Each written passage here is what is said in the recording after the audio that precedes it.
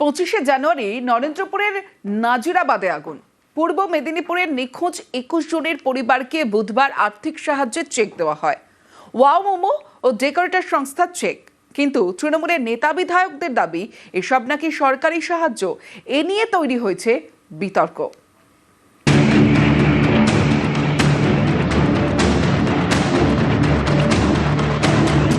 25শে জানুয়ারি রবিবার গভীর রাতে নরেন্দ্রপুরের নাজিরাবাদে দুটি গোডাউনে আগুন লাগে। মারা যান বেশ কয়েকজন, এখনো অনেকে নিখোঁজ, যার মধ্যে রয়েছেন পূর্ব মেদিনীপুরের 21 জন। বুধবার তাদের পরিবারের সদস্যদের হাতে দুটি করে চেক তুলে দেওয়া হয়। 5 লক্ষ টাকা করে মোট 10 লক্ষ টাকার চেক। এখানে 10 লাখ টাকার চেক দিয়ে পাশে দাঁড়িয়েছে বলে। কারা দিবে চেকটা? এটা রাজ্য সরকার আর পুলিশের। এই চেক ঘিরে বিতর্ক। চেক দুটো ভালো করে দেখুন।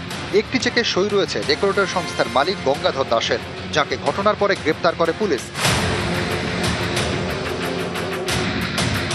আরেকটি চেকে সই রয়েছে ওয়াও মোমোর প্রতিনিধির। অর্থাৎ নিখোঁজদের পরিবারকে আর্থিক সাহায্য করেছে দুটি সংস্থা, একটি ডেকোরেটর সংস্থা আর একটি ওয়াও মোমো। এই দুটি সংস্থার গোডাউনেই আগুন লেগেছিল।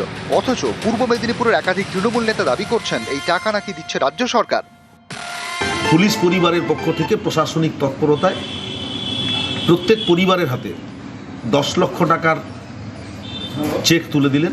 21টা নিখোঁজ পরিবারের পাশে পুলিশ পরিবার, তারা আর্থিক সহযোগিতা নিয়ে দাঁড়িয়েছে। বারুইপুর পুলিশ পরিবার এবং পূর্ব মেদিনীপুর জেলা পুলিশ পরিবার দাঁড়িয়েছে, তার সঙ্গে আমরাও এসেছি।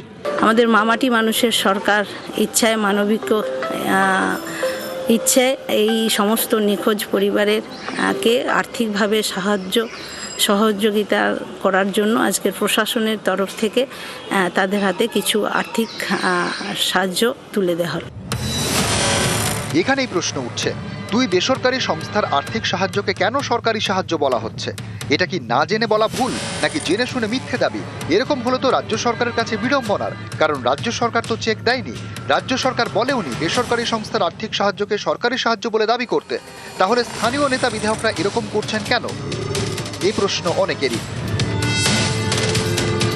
পূর্ব মেদিনীপুর থেকে ক্যামেরায় সর্বানন্দ মিত্রের সঙ্গে সুজিত ভৌমিক, নিউজ 18 বাংলা। নঙ্গীর বাজি বাজারের অগ্নি নির্বাপন ব্যবস্থায় নজর খতিয়ে দেখা হলো।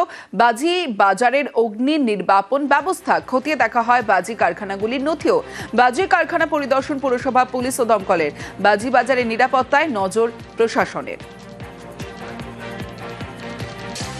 এখানে ঘরে ঘরে বাজি তৈরি হয় এবং বিক্রি হয়। কিভাবে এনারা ফায়ার সেফটি মেনটেন করছেন, এনাদের লাইসেন্স আছে কিনা, সেই সমস্ত বিষয়গুলো নিয়েই আজকে আমরা ইন্সপেকশনে এসেছি। এটা একটা রেসিডেন্সিয়াল এরিয়া, এখান থেকে ছোট ছোট কারখানাগুলোকে শিফট করে একটা ক্লাস্টার তৈরি করে দেওয়া হচ্ছে, সেখানে এনারা যাতে সেফলি বিজনেসটা রান করতে পারেন। এনাদের জন্য ল্যান্ডও অ্যালট হয়েছে, ল্যান্ডটা কনভার্সনও হয়ে গেছে। প্রশাসন থেকে ফান্ড যখন রিলিজ হবে এনাদের ওয়ার্কশেড বানিয়ে দেওয়া হবে, এনারা ওখানে সেফলি ব্যবসা করবে।